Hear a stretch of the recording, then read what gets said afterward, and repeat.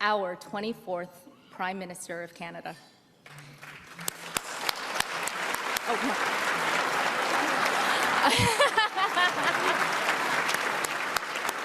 I have a few more nice things to say. His leadership has spanned the global financial stage, including appointments as the Governor of the Bank of Canada and Governor of the Bank of England. He also served as the UN Special Envoy for Climate Action and Finance. Now at the helm of Canada's federal government, Prime Minister Carney has introduced a bold economic agenda, focused on unlocking lasting growth, accelerating innovation, and strengthening our country's position on the world stage. When the Prime Minister first stood at this podium back in 2009 as Governor of the Bank of Canada, he reminded us that stability is built on vigilance, confidence must be earned through credibility, and Canada's strength lies not in avoiding change, but in preparing wisely for it. Those lessons still ring true today. Prime Minister Carney, now we look forward to hearing your vision for our country's long-term prosperity in this new world order we find ourselves in. Welcome to Canada's podium.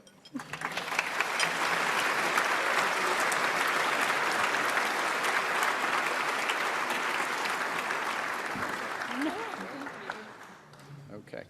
Thank you very much, Shazan, for that very kind introduction. Thank you for going back and reading all of my speeches as Governor of the Bank of Canada. That puts you and my mother in that thing. I'd also like to thank Colleen Kennedy and the Canadian Club team for getting this together, hosting us.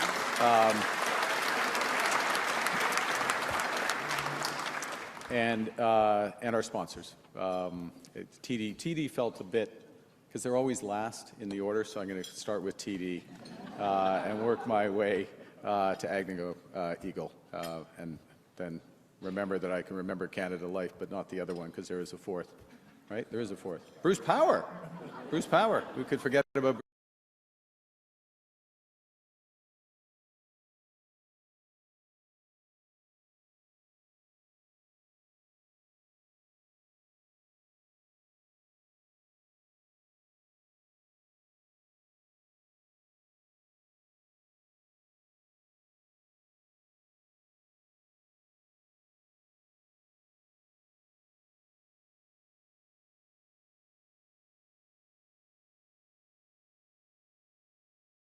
when you come for that.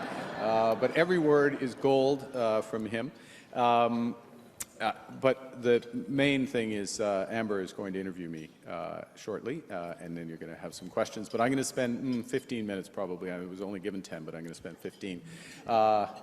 15 champagne minutes going through a few things about the budget.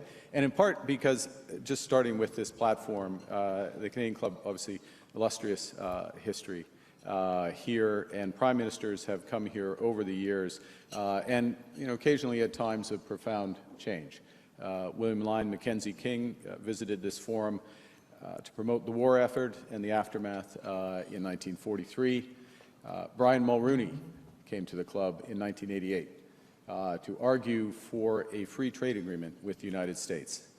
I'd like to argue for a free trade agreement with the United States. He was a little more successful on that. But no, he argued for that successfully, as we all know, and was prescient because this was on the cusp of what was would become a decades-long process of greater openness and deeper integration around the world that led to great prosperity. So the point is that, history of nations, certainly the history of Canada, is punctuated by such times when our actions can be decisive. And we're in one now, to be clear. We're in one now. Technological change is accelerating rapidly. The world has become more dangerous and divided. And that decades-long process of an ever closer economic relationship between Canada and the United States is over. And as a consequence of particularly that last point, many of our former strengths, based on our close ties to America, have become our vulnerabilities. And this is happening fast. This is not a transition, it's a rupture. And it means that our economic strategy needs to change dramatically and rapidly. And that's the context, that was the context for Tuesday's budget, the first of our government. Now, in the budget, we estimate that U.S. tariffs and the uncertainty that they're creating will cost Canadians about 1.8% of our GDP. Translating that, it's about $50 billion lost from our economy, the equivalent of about $1,300 for every Canadian. And if we don't act now, those losses will only grow. So part of our point is that nostalgia is not a strategy. The U.S. has changed. That's their right. But we must respond. That is our imperative. What the budget does is it builds Canada strong by focusing on what we can control. And that's building at home to protect and empower Canadians. It's boosting our productivity to drive lasting prosperity. It's transforming how government works for you. And it's diversifying our trade partners to create more opportunity and greater independence. We estimate that the budget, measures in the budget, will help unleash over $1 trillion in investment over the next 5 years. And that alone will increase our GDP by 3.5%. That's about $3,500 for every Canadian. In other words, twice of what's being taken from us. Le budget 2025 est la nouvelle stratégie économique dont le Canada a besoin pour relever ce défi et en sortir encore plus fort. Un Canada confiant qui prend son avenir en main. Et pour y arriver, on doit s'attaquer aux pressions économiques de longue date qui vont au-delà des droits de douane. So what I'd like to do is highlight a few elements of that strategy before that conversation with Amber.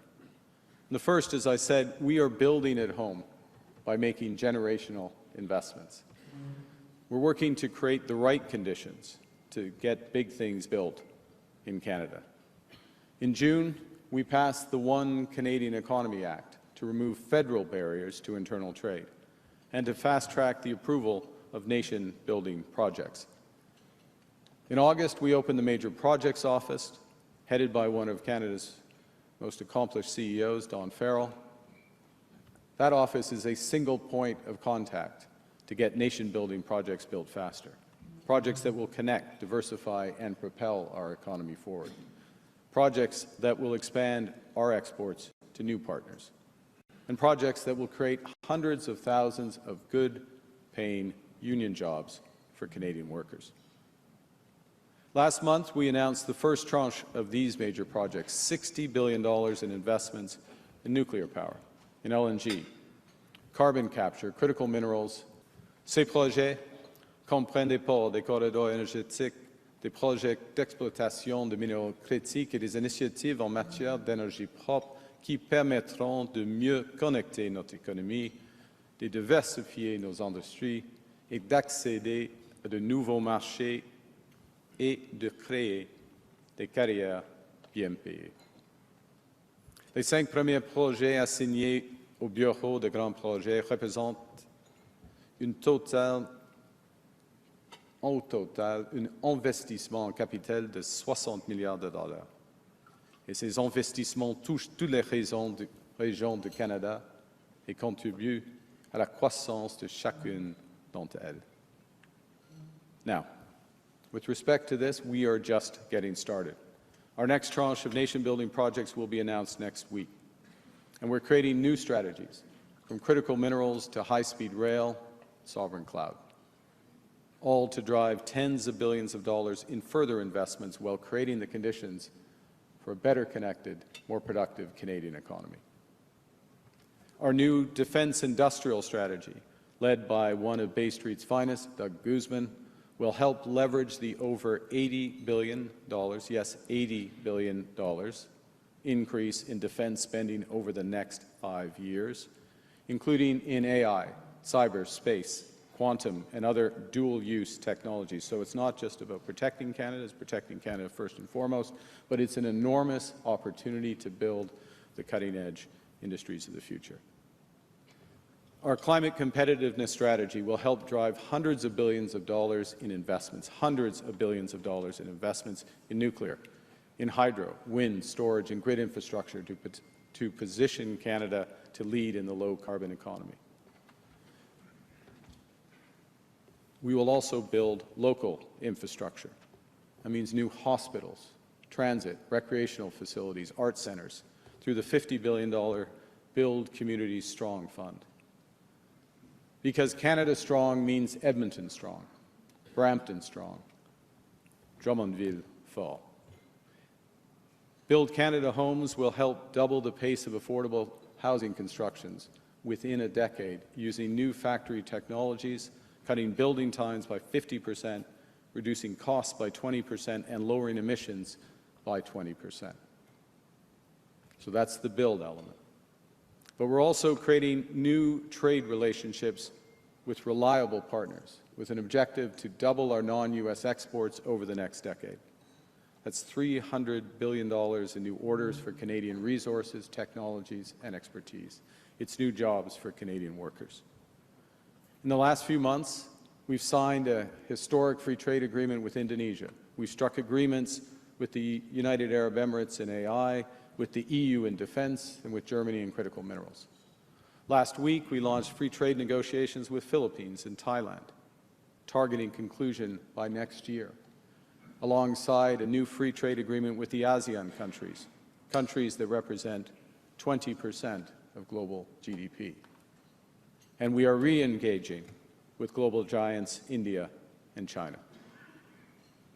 Now, the third element is to boost our productivity for that better standard of living. I think this room knows that the last 10 years, productivity growth has been slow, to put it mildly, in Canada, growing by only 0.3% annually, lagging most of the G7. Le nouveau gouvernement du Canada réalisera les investissements générationnels afin de stimuler la productivité et de relancer la croissance économique. Et il le fait en position de force.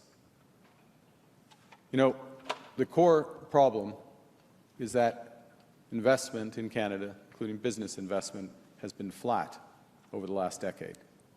Somehow we have stopped taking risks. And to help reverse that, we're boosting Canada's investment tax advantage. Budget 2025 introduces a productivity super-deduction to reinforce Canada's position as the most tax-competitive country in the G7 for new business investment.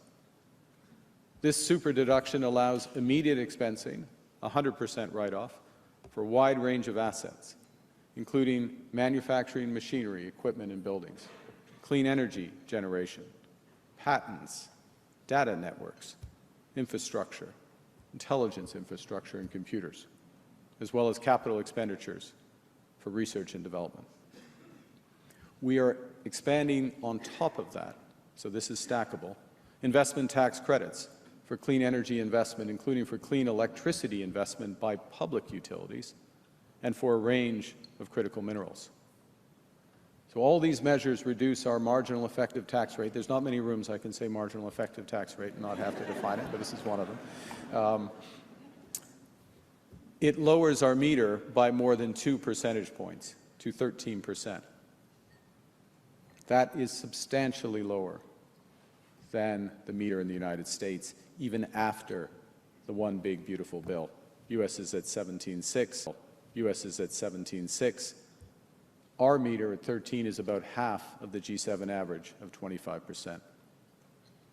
Le Canada a toujours accueilli des gens du monde entier qui sont au sommet de leur domaine.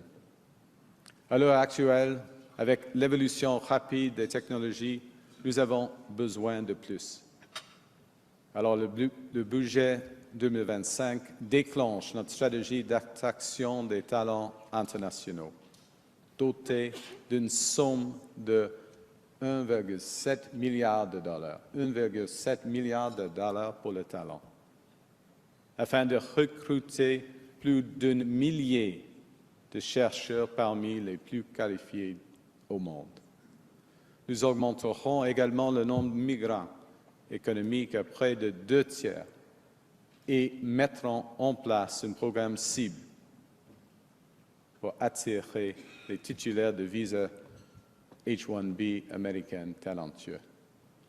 So 1.7 billion for the world's most talented researchers, 1,000 of them, and targeted H-1B visa recruitment from the United States.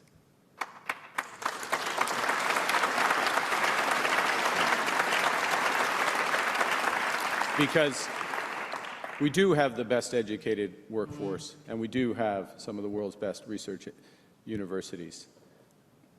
But when you are good, you know you have to get better, and that's what we're going to do with talent.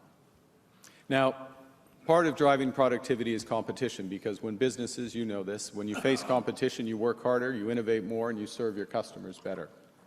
And Canadians benefit from lower prices, higher quality products, and more choices. So this budget will boost competition and innovation in the telecoms industry by making it easier for Canadians to switch between internet, home, phone, and cell phone plans. And will advance open banking to give consumers more control of their banking data and more options for their money. Ces mesures créeront un climat plus concurrentiel qui obligera les entreprises et les banques à innover et à investir dans leur propre développement pour accroître la productivité et réduire les coûts pour la population canadienne. Now, the fourth and final element is transforming government to make it more efficient and effective. Do you think it's possible to make government more efficient? We think there's a bit of room there, yes. And our core to our approach is spending less so Canadians can invest more. And let me explain what that means. It's a new capital budgeting framework that distinguishes between day-to-day operational spending, which is the vast, vast majority of government spending, includes transfers to individuals, transfers to provinces, most of the daily work of government. We distinguish those from the long-term investments that strengthen our economy, such as the productivity superdeduction, which costs the government money, but you make the decision whether to draw it down. The fact is that for the last decade, federal spending overall has grown more than 8% year after year. That is twice the rate of growth of our economy. So in this budget, we slash direct program spending to just over zero. And we balance the operating budget in 3 years. This will save Canadian taxpayers a total of $60 billion over 5 years, by restructuring operations, consolidating internal services, and right-sizing programs. We are reducing the size of the federal public service by 10%. We are cutting management consultants by 20%. And in parallel, what's freed up from that is capital investments as a share of total spending will more than double from its historic average of 4% to almost 9%. That means over $450 billion in capital investment to help crowd in the private investment that Canada needs. There's two final points I want to make. And the first is, yes, this is about building, but it's also about how we build. We will build inclusively, in full partnership with First Nations, Inuit, and Métis. We will build in solidarity with workers, creating good union jobs. The coming decades are going to be great times to be in the trades. And we will build sustainably, focusing on low-emission energy, transport, housing, and manufacturing to strengthen our competitiveness, because reducing emissions is not just a moral duty, it is an economic imperative. Above all, we will build Canadian. We'll be our own best customer. With our new Buy Canadian policy, when the government spends, we will select Canadian suppliers by default. No more will over 70 cents of every dollar of Canadian military spending go to the United States.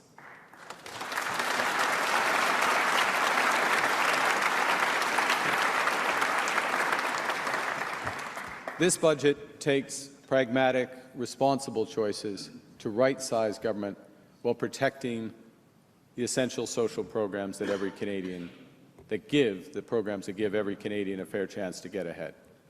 So that includes childcare, dental care, pharmacy care, the National School Food Program, as well as the health, education and social transfers on which the Deputy Minister of Finance of Ontario and his colleagues across the country rely.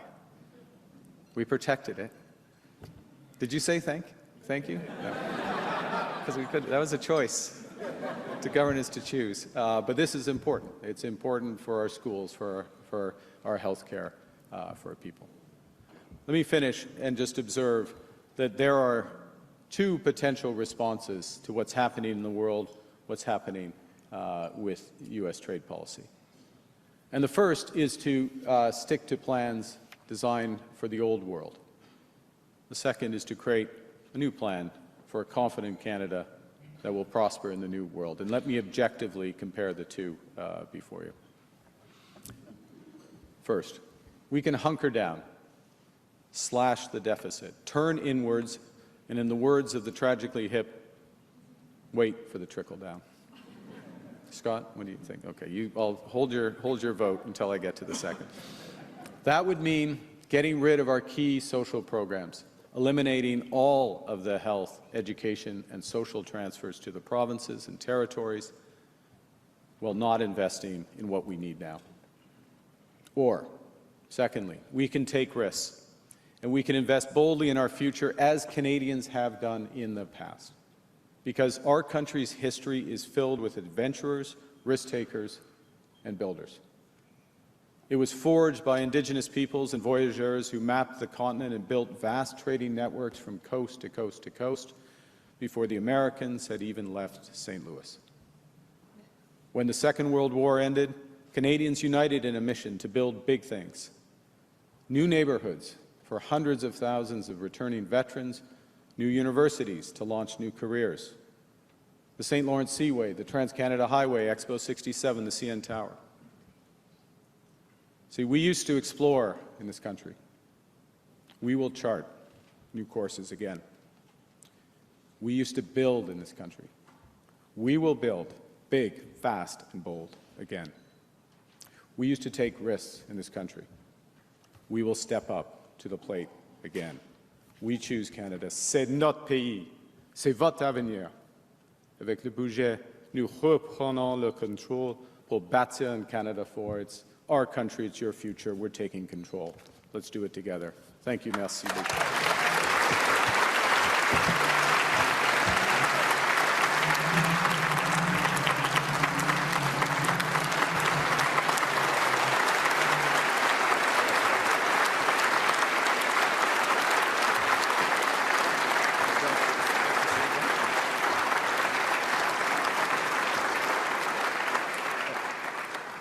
Nice to see you again. Good to see you again.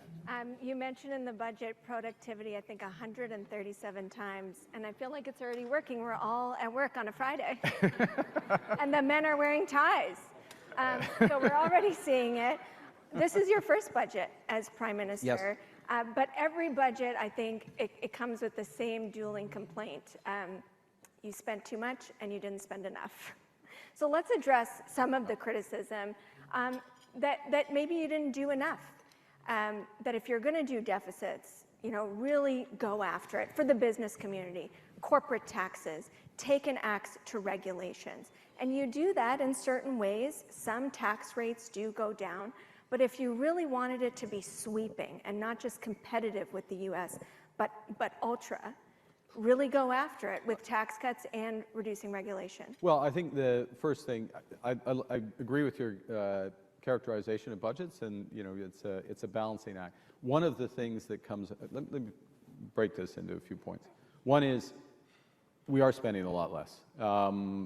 Basically, we're stopping spending growth, but we are investing at the same time. We made a big effort, $60 billion of savings that we're finding in order to preserve what makes Canada Canada, the social programs, the federal-provincial relationship. So we preserve those, and we're using our fiscal room, our fiscal space, to invest. And it is big. It is big. It's far and away the biggest investment in defense, far and away the the $450 billion cash investment equivalent over the next 5 years. That is enormous. We're doing it in a way that still preserves some fiscal flexibility because the world, we're still AAA. We have the lowest deficit in the G7 going forward for the next 5 years. We have the strongest balance sheet in the G7 and most of the advanced economies. So we still have fiscal flexibility because we're in a more dangerous world, and you don't want to spend all of that at one time. So we think we have absolutely the balance right. Now let me go to the tax point. We are 4 points. This is a sophisticated room. We are 4 points through the United States for investment. Okay? You have to be able to calculate what a sales tax is as well as what your top marginal rate is and what accelerated depreciation. That is a big gap. That is a big gap. Now, it is not the only consideration, of course, in making investment. If it were just tax policy, Ireland, I guess, would have the largest. Ireland's got a lot of quasi-investment. They don't have a lot of real investment there. All due respect to Ireland. Sorry, I mean, okay, that's a whole other Cause an international. Exactly.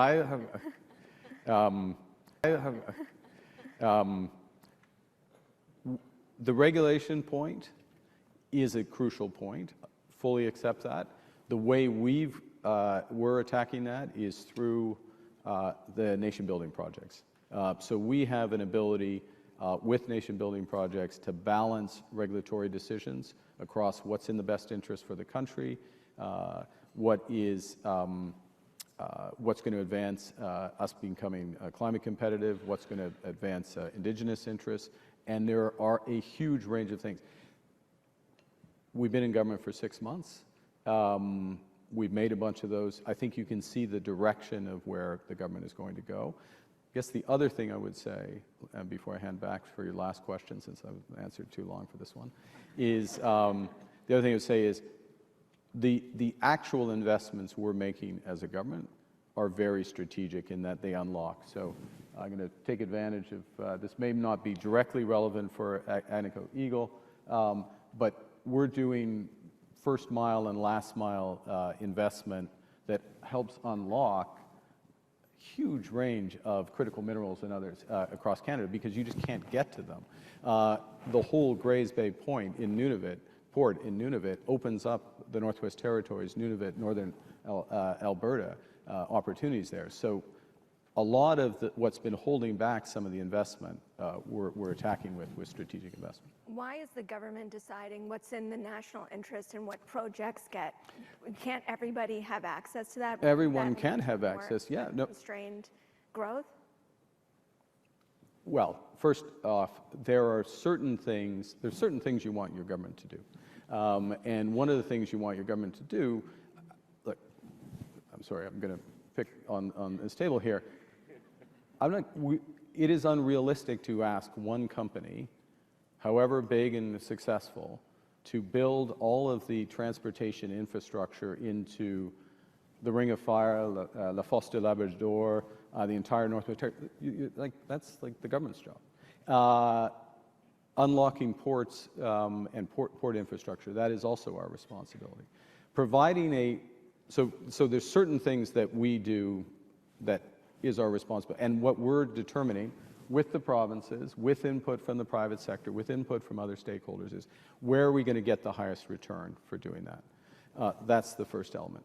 But the vast, vast majority of the investment that's catalyzed by this budget is decided in rooms like this and the organizations that you represent, because it's the productivity superdeduction. That's just somebody has to decide to build the data center, the infrastructure, the ITC. Again, looking at the table here, Bruce Power has to decide what they want to do in terms of expanding their generation fleet. So most of it is decided by the private sector. We've just advantaged it tremendously. So when they've already made the decision to go ahead, you're at least expediting all the checks that you need to. In many cases we are, but we're also just making the economics of it. But there are people, you know this, that just... Such a downer.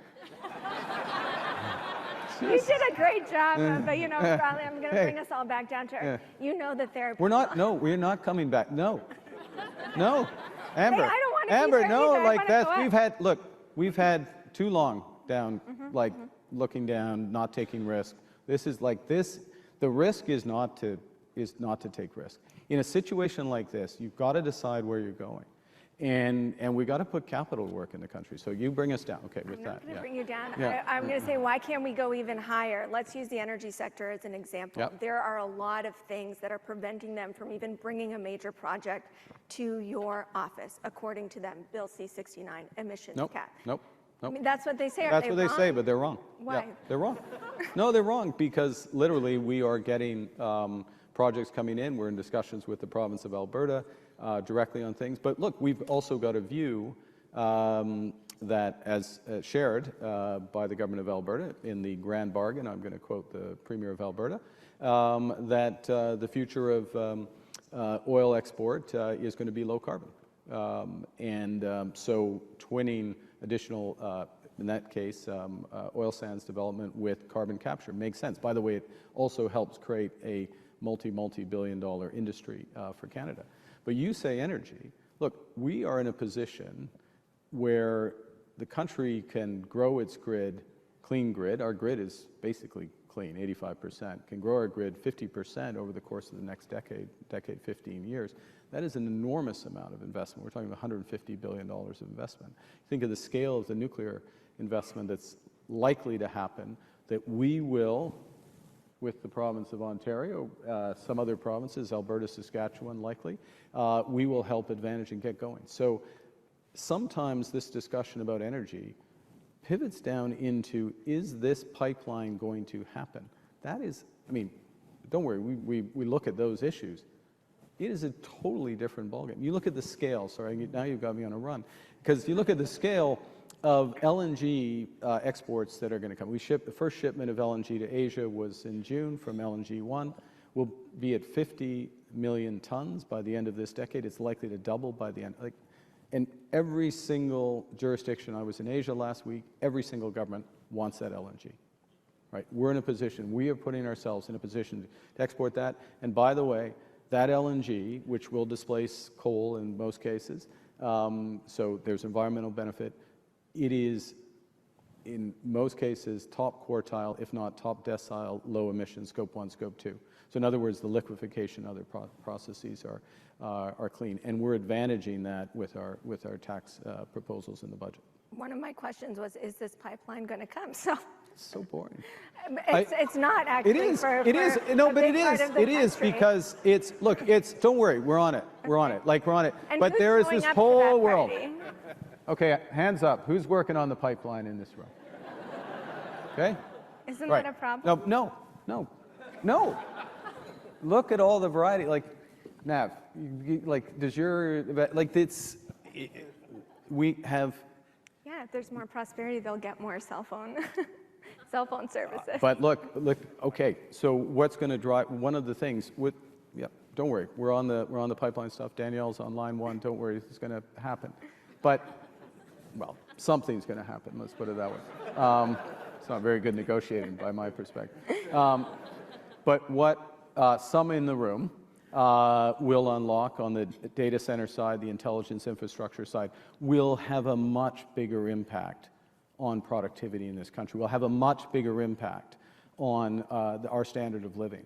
And advantaging that, which is what we're doing with the productivity superdeduction. Like, it's an easy conversation to have about a pipeline because it's one thing we can see. But the reality is that there's much, much more to the Canadian economy, and there's much, much more to the future of the Canadian economy. And so we're attacking it on all sides. Well, let's go to the big number. You throw.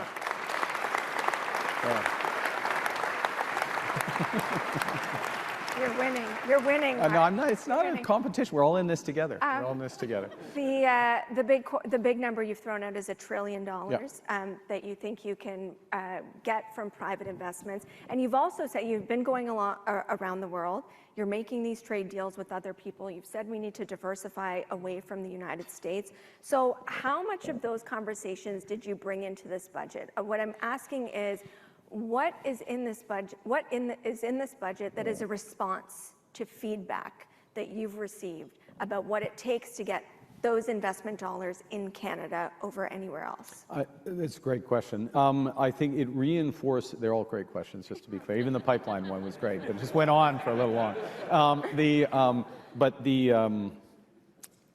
The reinforcement on the scope of the super deduction, I think that's important. Like, you got to make it easy, so sometimes these things get sliced too narrowly. I used back with Howie, we used to work in the Department of Finance, and the tax department likes to keep things very narrow. If you're a business, you don't want to think about, and particularly if you're a foreign investor, one of the things is people don't wake up in the morning and think of Canada. And so when they think of Canada, it has to be easy for them to think about it. Okay, it's got the lowest tax rate for investment. I'm going to have regulatory clarity. There's lots of institutional, people know this, there's lots of institutional capital in Canada, and very strong banks, so I can get financed if I'm going to move forward. So I think those elements are there. The U.S. is doing that too, though. So what is the extra thing that Canada? Well, we have rule of law. That's one of the big things. So that's true. Well, I think it is an element there, and it's also, look, the nature of the country. Like, this is, look, we're not perfect, but this is a diverse society that thrashes things out in open and comes to decisions and moves forward. Like, when you think of that talent strategy, which I referenced in the budget, the 1.7 billion, top 1,000 researchers, you have academic freedom, you have stable universities, you have societies you want to bring your kids up in, and particularly if you combine that with ambition, kind of Canadian ambition that we're going to move forward, it's very attractive. And in part, that is a response. That talent strategy is a response, admittedly somewhat anecdotal, a response to push from those types of people that we would like to get here. Since we're on the topic, universities are generally struggling under the change of immigration, reduced immigration, so there's less enrollment and more lucrative enrollment. And so I'm curious about how you expect that tension to play out. On one hand, lower immigration that we've seen in the past, which was historically high, but on the other hand, a strategy to attract more people. Yeah, so first, let's put this into context. In 2018, temporary residents of Canada were about 3% of the population. When I became Prime Minister, it was 7.5% of the population. I mean, that is an enormous shift in a very short period of time, and far exceeded our capacity to, our ability to welcome people and make sure that they had good housing and services, and if they went to post-secondary institution, that they were actually getting a proper education. I mean, case at University of Toronto, but there was a series of places that sprung up and expanded too quickly, and they weren't getting a good education. So we have to adjust it. And what you have now, and just again, so we're all on the same page in terms of the changes, asylum seekers are down by 1/3 this year. Temporary workers as a whole are down by 50%. That's the inflow. Students are down by 60%.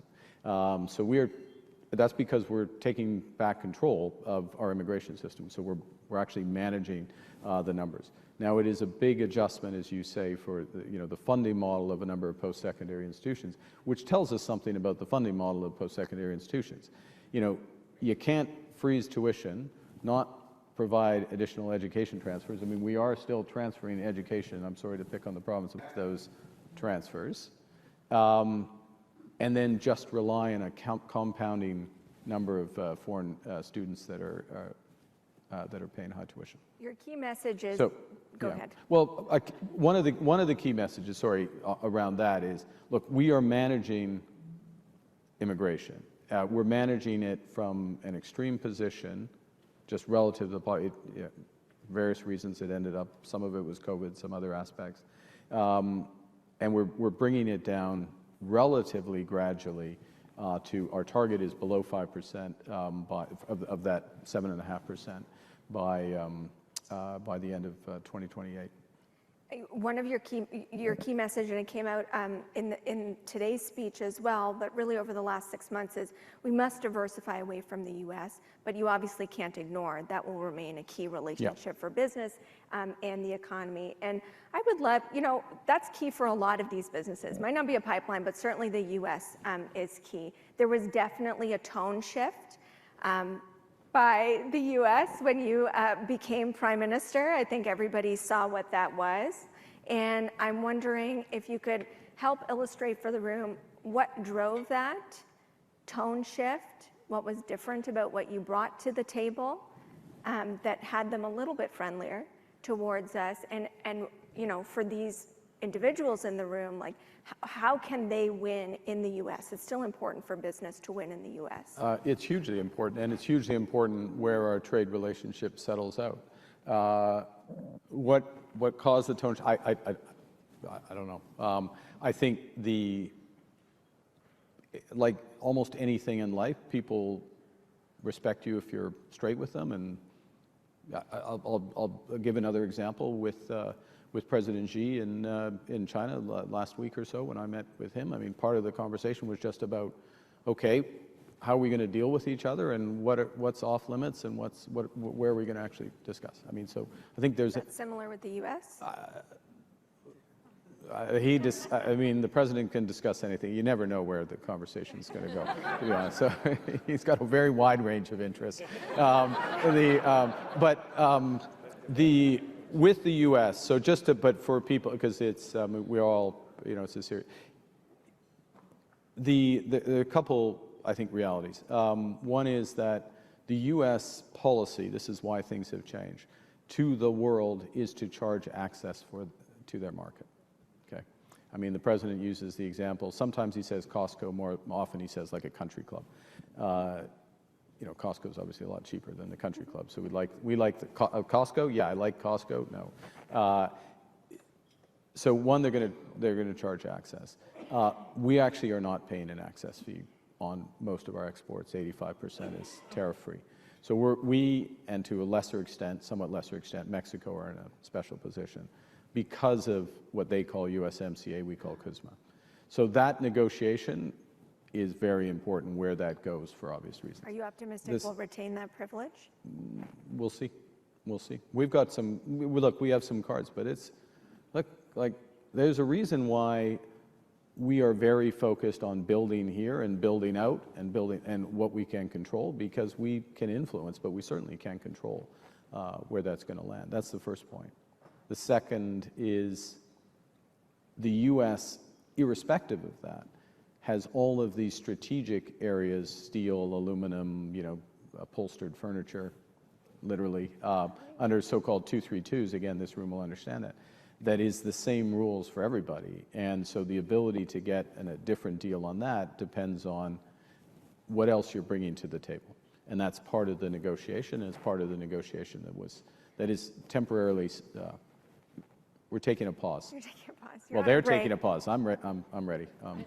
What do you think it takes to unpause? Is it just time? Do you have a strategy to reignite interest? Well, look, I think it is in our interests, obviously, but it is very much, there are certain areas where it's very much in the U.S. interest to adjust the arrangements right now. And then, well, they'll make their own judgments on that, but we'll see. We're ready. I expect it to come back at some point. In your speech, and it's come up a few times, you've talked about defense, and obviously that's going up around the world. And help this room, I guess, understand, that might sound like a thing we're just doing because we're being asked to do it and it's a bugaboo south of the border, but you also talked about those dual uses and actually being a driver of growth. Help us understand your thinking around that. So it's huge. Thank you for bringing it up, because so first, we're not going to spend money on defense just because all the other kids are doing it. I mean, to be clear, and we had catch up to do because we weren't spending enough. Secondly, the world is more risky, and certainly the Arctic is much more risky. The risks in the Arctic are considerable, let's put it that way. And even just, well, in the time that I became Prime Minister, one of the first decisions I took was that we would have, sea, land, and air forces there 365 days a year. Like, we only had people up there 4 months a year. It's not really asserting sovereignty in that way, and there's a lot more that comes with all of that. So the threat environment's gone up. The third thing, and then obviously the threat environment for NATO has gone up, and so we have collective security, so our contribution there has to go up. So directionally, there's lots of reasons why it goes up. And the fourth thing, which gets into a lot of the dual use, is the risks are obviously, they're online and they're in space. And so AI, cyber, quantum will be important for lots of reasons, but it will be important for defense. Now, you roll all that back here is, okay, we need to spend a lot more. We are going to spend a lot more to do our core job. The core job of government, the first job of government is to protect people. So we have to do that. But we want to do it in a way that maximizes the benefit for our economy. And where are we going to have relative advantage relative to other countries? Well, actually, in AI, quantum, cyber, those are real Canadian strengths, and those will increasingly be integrated into defense, but also in all parts of our lives. So, I'm going to the Vector Institute after this, right? Not for some, well, for obvious reasons, because that's part of our advantage. So we can leverage our defense spending in a way that's going to help our economy as a whole. And then the last point around it is, we're going to make a big sub-purchase, again, for the Arctic. Either Korea or Germany, Norway have a consortium.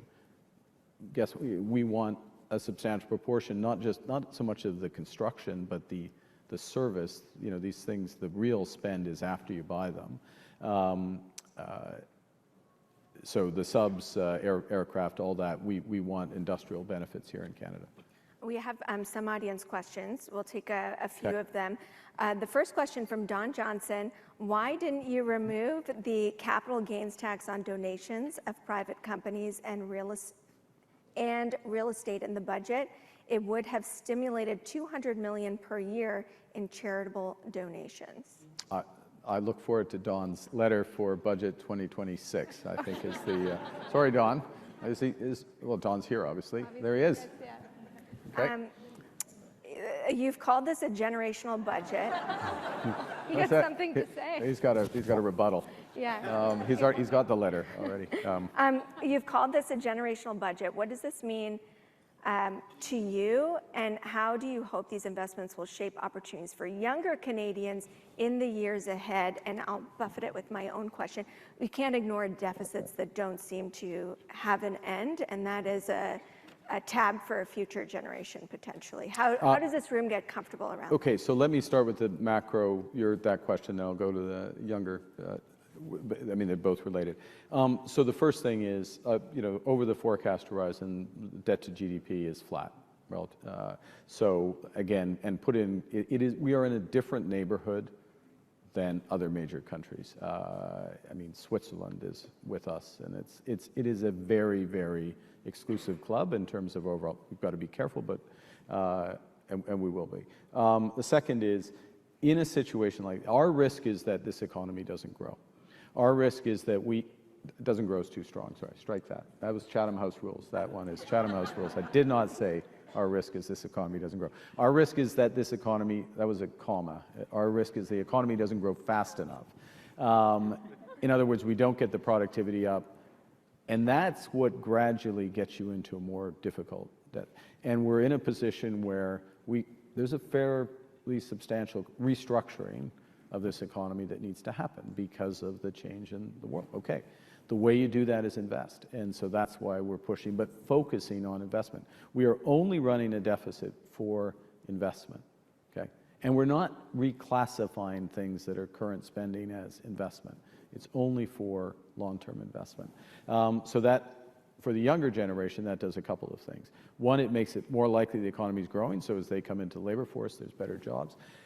Secondly, more directly, for a subset of the younger generation, It actually gives jobs. It creates, literally, we're going to create hundreds of thousands of jobs in the skilled trades. We're working with the unions. We're working with post-secondary institutions for the skills training that's going to be required, so we have enough people, from plumbers to electricians to pipe fitters, welders and beyond, in order to actually build the country out. There's more that needs to come, particularly in and around AI and mass application of AI. Our AI strategy is going to come out in a few months, which will have a big focus on that. We're going to, if I can give you the kind of arc of what we're doing, and I'm going to oversimplify, which is that this budget, investment, generational investment, focus on that. Then what comes with that is skills, youth, getting people, youth, the next generation. Yeah, it's true. Yeah. It's true. So that people can take full advantage of it, so all Canadians can take advantage of it. Okay, one more number before I wrap up. How many seats do you need to have a majority? I can't remember. Do you want to answer? Maybe a couple. Just a couple. Just All right. a couple. Yeah. Thank you very much, Prime Minister. So call your Mark local Carney. MP Yes. if they're not a Liberal and tell them to come in. Okay, all right. Thank you very much. Thank you. Very good.